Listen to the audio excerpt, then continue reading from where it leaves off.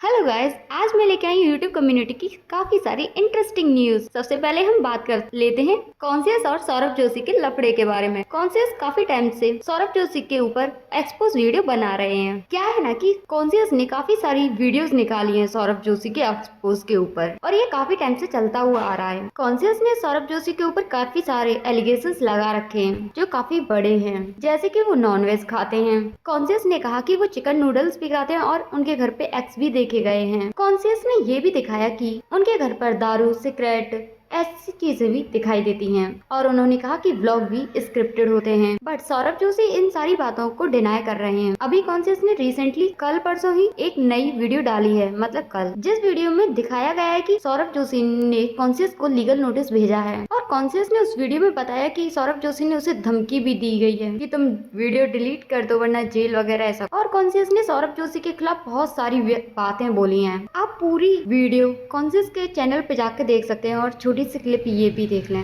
तो 9:30 बजे मेरे पास सौरभ जोशी के 3 मैसेज लगातार आते हैं जिसमें लिखा हुआ था, सुन भाई तेरे को क्या दिक्कत है मुझसे, मेरे पीछे क्यों पड़ा है और कब पीछा छोड़ेगा। और जब मैंने इनसे पूछा कि जो मैंने बताया उसमें गलती क्या था, तो कहते हैं सब कुछ ही गलत था। फिर मैंने इनसे एक एक चीज करके सारे पॉइंट क्लियर करे, और कमाल की बात ये थी कि इस बंदे ने मुंह पे मेरे झूठ बोल दिया। लाइक मैंने इनसे पूछा कि तुम्हारे ब्लॉग स्क्रिप्टेड होते हैं या नहीं होते, तो उन्होंने बोला नहीं जी, और इस चीज का आगे प्रूफ मैं आपको दे दूंगा। लेकिन हाँ, मैं इनकी चैट नहीं दिखा सकता हूँ ड्यू टू सम रीजंस। उन्होंने मेरे से मना कर दिया था कि मेरी चैट वीडियो में शो नहीं होनी चाहिए। अब देखो, उनको अपनी प्राइवेसी का इतना ख्याल है, उन्होंने मेरे से मना कर दिया कि वीडियो में चैट मत दिखाना, और मैं दिखाऊंगा भी नहीं क्योंकि मेरे को इतनी चीजों की समझ है। लेकिन उन्होंने मेरे से झूठ बोला। उन्होंने बोला कि अपना नंबर दो, मैं कॉल करता हूँ। तो मैंने उनको अपना नंबर सेंड करा। उसके बाद जो होता है वो कमाल था। जब मैंने उनको नंबर दिया तो उसके मैंने 5 मिनट वेट करा, 10 मिनट वेट करा, उनका कॉल नहीं आया। मैंने उनसे पूछा कि कॉल करो, तो उन्होंने उस चीज का कोई रिप्लाई नहीं दिया। उसके बाद जैसे ही उनके पास नंबर जाता है, उसी के कुछ देर में ही मेरे व्हाट्सएप पे वो लीगल नोटिस सेंड कर दिया जाता है। फिर अगले दिन सुबह को मेरे पास नैनीताल से एक वकील का फोन आता है जिसमें वो बोलते हैं कि तुम उनका मिसयूज कर रहे हो, ये सब बहुत सारी चीज उन्होंने बोली थी। फिर उसके बाद मेरे मैनेजर के पास कॉल आती है, और लगातार 5-6 कॉल आई, और मेरे को बहुत ज्यादा दबाने की कोशिश करी गई। मतलब इतना प्रेशर डाल दिया कि अगर एक बंदा उस वीडियो को डिलीट ना करे तो समझ जाओ उसमें क्या क्या हो सकता है। लाइक उन्होंने फोन पे ये तक बोल दिया कि तुम्हारा करियर खत्म हो जाएगा।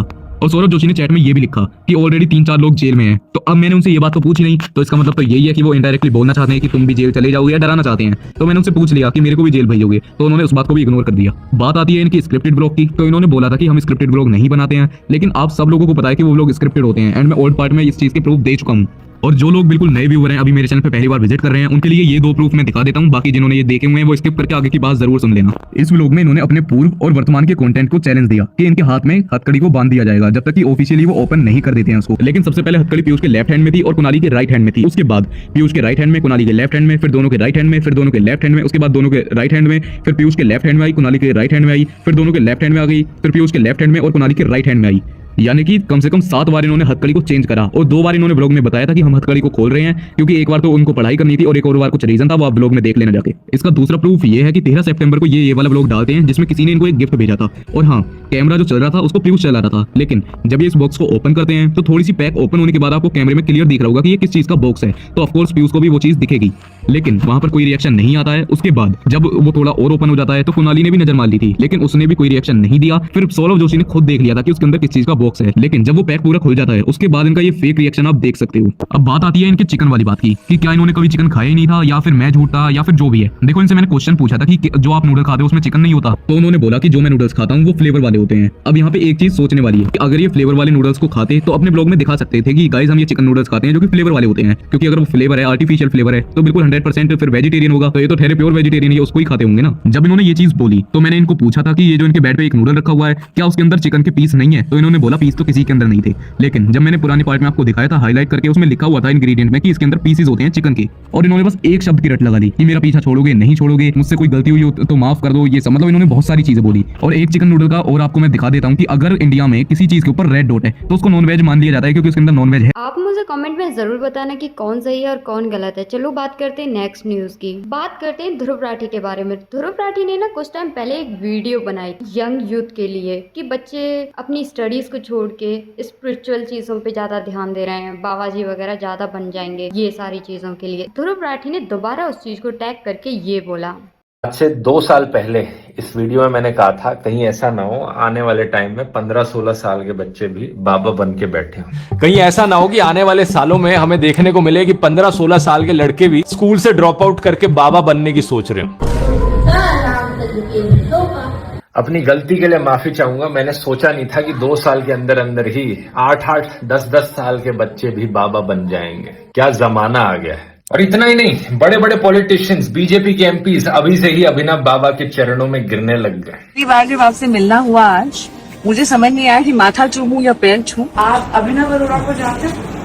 Viral sensation, best spiritual speaker का अवार्ड मिला है नितिन गडकरी जी से। और कितने अच्छे अभी एल्विस और चिराग पिंकू का लड़का शॉर्ट नहीं हुआ है। मैंने कल भी एक वीडियो बनाई, बट आज फिर एक नई कंट्रोवर्सी इन दोनों की हुई है। क्या है ना कि प्लेग्राउंड 3 के एक और मेंबर बीटी एंड्रॉइड और चिराग लाइव आए थे, जिसमें बीटी एंड्रॉइड ने चिराग को बहुत ही अच्छे से एक्सपोज किया था। इन दोनों के मेंटर ही एल्विस यादव थे। कुछ टाइम पहले लाइव आए थे, जिसमें उन्होंने कहा था कि एल्विस ने मुझसे ट्रॉफी ले ली है। उसके ऊपर चिराग को अब काफी ज्यादा हेट मिल रहा है, मतलब बहुत ज्यादा हेट मिल रहा है। अभी चिराग दोबारा रोडीज के ऑडिशन पे गए थे, वहाँ भी उन्होंने एल्विस के लिए कुछ बोल दिया था। उसे फिर दोबारा से कंट्रोवर्सी गई है और अब चिराग से बीटी एंड्रॉइड ने क्या कहा ये तुम देखो। उनके साथ रिसेंटली की क्या बात है? 1 साल से बात कर मैं रहा हूं। रिसेंटली पूछ रहा हूँ 6 महीने। हाँ बात हुई है काफी बार। दिखा वो मैसेज, फोन पे बात हुई है। मैसेज दिखा।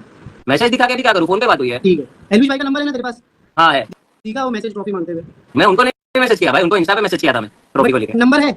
नंबर है, मैं नंबर लेके कॉल करके इरिटेट करने वाला बंदा नहीं हूँ दोस्त। एक बार भी कॉल किया उनको? सॉरी दोस्त नहीं, दोस्त भी नहीं सॉरी। एक बार भी कॉल किया क्या उनको? मैं कॉल क्यों करूँ, उनको डिस्टर्ब क्यों करूँ ये मामले। से ज्यादा बात नहीं हुई थी। तूने मेरे को बोला था कि भाई देख मैं ट्रॉफी का बकेड़ा खड़ा करने वाला हूँ और इस ट्रॉफी को मैं लंबा खींचूंगा। मेरा लाइव स्ट्रीम पे बीच में बोला आप। मैं लाइव स्ट्रीम पे अपने ट्रॉफी के बारे में जो मेरे को लगता है वो मैं बोलूंगा और इसके लिए मैं लड़ूंगा, यही बोला तेरे को। उसके लिए तो लड़ेगा, किससे लड़ेगा? जो भी आए सामने उनसे लड़ूंगा मैं। जो भी मेरे ट्रॉफी को छुपा के रखे, जो भी मेरे ट्रॉफी को मेरे तक नहीं लाने दिए, उनसे लड़ूंगा। अब तो तूने मेरे को कॉल किया था, मैंने तेरे को बोला कि देख भाई मत कर, नेगेटिविटी आएगा। तूने बोला पॉजिटिव हो या नेगेटिव हो मुझे उससे फर्क नहीं पड़ता, मेरे को एंगेजमेंट से फर्क पड़ता है। मैंने बोला वाह पिंगू वाह, ये भी एक अच्छा तरीका है तेरा। तो तूने बोला हाँ भाई अभी करना पड़ता है कुछ ना कुछ, है ना?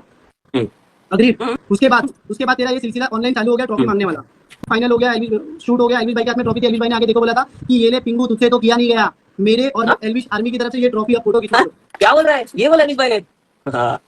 एटलीस्ट झूठ मत बोल बीटी ब्रो, झूठ तो बोल ही मत। समझ मेरी बात, झूठ बोलना इजी नहीं होता है भाई। झूठ बोलने से क्या मिलेगा मुझे? एक पहुंचा सकूं कि मेरे को मेरी ट्रॉफी चाहिए, किसके पास है वो, आई हैव नो आइडिया। अब मेरे को एंगेजमेंट चाहिए तो मेरे को कहीं ना कहीं वो करना पड़ेगा। अब मैं वो किया, बट मैं ये भी बोला कि मैं फुल रिस्पेक्ट देता हूं, बट मेरे को ये करना पड़ रहा है क्योंकि उनके पीछे जो है वहां पे नहीं सुन रहे लोग, मेरी बात नहीं जा रही है। नेगेटिव प्यार नहीं करता भाई, मैं पैसे इन सब चीजों में नहीं लगाता। मैं इतना भी गलीच नहीं हूं कि इन सब चीजों में पैसे लगाऊं। जो भी है फुल ऑर्गेनिक स्टफ है ब्रो। करता हूं भाई, मेरे को प्रूव करने की जरूरत नहीं है तेरे को कि मैं क्या नहीं करता हूं। तू स्ट्रीम करते रहे वैलोरेंट पे बस बिंदास लाइव स्ट्रीम करके। मेरे को मारा कैसा मारा, मेरे को मैं स्पीड बनना चाहता हूं। मैं स्पीड बनना है तेरे को, स्पीड बनना है क्या? हो गया मेरे को जो बात है मैं कैसे होगा भागेगा। मैंने आपका गाली नहीं दी, अब ये पागल हो गया है झाटू। अब मैं तुम लोग को रियलिटी बताता हूँ गाइस, ये जो सुट्टे विट्टे का बोल रहा है, खुद बैठ के सुट्टे फूकता है, पार्टी के दिन मुंह में सुट्टे डाल के नाचता है और आज ज्ञान पे फिटनेस इन्फ्लुएंसर के नाम पे इसको शो के अंदर जाने के बाद मैंने पूछा था तुझे इन्फ्लुएंसर क्यों बनना है? वेतन नहीं था, आईटी में जॉब करता था, रिटर्न आया प्लेग्राउंड सीजन 2 में पराग सर, ये नाम उसके ना दिमाग में होनी चाहिए। पराग सर ने उसको काम दिलवाया, ठीक है। एल्विश भाई ने सीधा बोला कि तू एल्विश आर्मी की वजह से जीता है। शो खत्म होने के बाद सामने से बोलता है एल्विश भाई को कि ये ट्रॉफी आपने दिलाई है, ये आप रखो। ये उसके शब्द है पूरे कास्टिंग टीम के सामने, सबके सामने, और ये मुखर गया। अभी हम लोग इधर खुद का बनाने के लिए आए और जगह मिली तो बन जाएगा, जगह नहीं मिली तो जय श्री राम। समझा? कि अभी रंबल लेने नहीं आता था, एल्विश आर्मी की वजह से मैं फिनाले पहुंचा, नहीं तो मैं फिनाले भी नहीं पहुंचता था, ठीक है, टिकट जीतने के बाद भी। और मेरे को ना एल्विश भाई आके बोले थे तेरे को गेमिंग में जीतना पड़ेगा। ये हो गई मेन बात। वोटिंग आ चुकी है, बाहर से गेमिंग जीतू तो मैं डिजर्विंग कहलाऊंगा, नहीं तो मैं अनडिजर्विंग कहलाऊंगा। और मैं सामने से बोलता था कि आप ट्रॉफी ले लो, ट्रॉफी से क्या ही फर्क पड़ता है यार, इट्स अ मेमोरी। मैं उस दिन जीता हूँ, मेरा सोशल मीडिया पे फोटोज है, लोग फैन पेजेस ने प्यार दिया है, उसका मतलब ये नहीं है कि मेरे को ईगो आ जाएगा, घमंड आ जाएगा, मैं हिपोक्रेट बन जाऊंगा। आज मैं उन फैन की चटाई करता हूँ, बाद में उन्हीं फैन से लफड़ा लेता हूँ, एनीवेज एंगेजमेंट चाहिए। तो इसका हरकत ये सब है। इसको एल्विश भाई ने बोल दिया था कि ट्रॉफी एल्विश आर्मी की वजह से ही आई। अभी रिसेंटली खान सर की एक पॉडकास्ट की रील बहुत ज्यादा वायरल हो रही है, जिसमें खान सर ने महात्मा गांधी जी के ऊपर एक स्टेटमेंट दिया है। वो बहुत ज्यादा कुछ लोगों के लिए मतलब डिफरेंट ओपिनियन है लोगों के। कुछ लोग इस वीडियो को देख के काफी ज्यादा हंस भी रहे हैं और आप भी देखिए। देते ना तो पाकिस्तान बनता ही नहीं। नाथूराम गोडसे, हमको लगता है इसने को किसी ने गलत सुपारी दे दी थी, फोटो दिखाने में गलत कर दिया कि मारना है इसको, मार दिया उसको जाके। भाई मारना था तो जिन्ना को मार देते यार। हम लोग तो बदनसीब थे भैया, हम लोग तो अभी जन्म लिए हैं, आजादी के समय हम लोग नहीं थे। बट इनफैक्ट एक कॉमन सेंस भी रहता, अगर हमें ही मारना रहता तो भाई हम गांधी को क्यों मारे? 80 साल का बूढ़ा तेज ढकेल देंगे तो मर जाएगा इंसान, उसको मार दिया। कितना बेशर्मी का बात है यहाँ पे। जिन्ना को मार भाई, सारा बवाल खत्म हो जाएगा यार। वही ना मार। अगर आपको YouTube कम्युनिटी से रिलेटेड न्यूज चाहिए तो आप चैनल को सब्सक्राइब कर लो। मिलते हैं नेक्स्ट वीडियो में। Okay bye.